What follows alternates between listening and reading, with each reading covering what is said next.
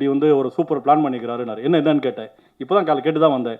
ஒன்றும் இல்லை, முக்தார்கிட்ட இன்டர்வியூ பண்ணும்போது ஒரு 10 பேரை கூப்பிட்டு பிஜேபியிலேருந்து போகலாம், இன்டர்வியூக்கு போங்க, அவர் கேள்வி கேட்பார், எப்படியும் இடக்கப்படுமா கேட்பார், மோடியை பற்றி பேசுவார், பேசும்போது என்ன பண்ணுங்க, கேமரா ஆன் பண்ணிவிடுங்க, ஆன் பண்ணிவிட்டு முக்தார் கணத்தில் அரைஞ்சிருங்க, அரைஞ்சிட்டு அந்த வீடியோ பிடிச்சி எல்லாத்தையும் டெலிகாஸ்ட் பண்ணலாம்.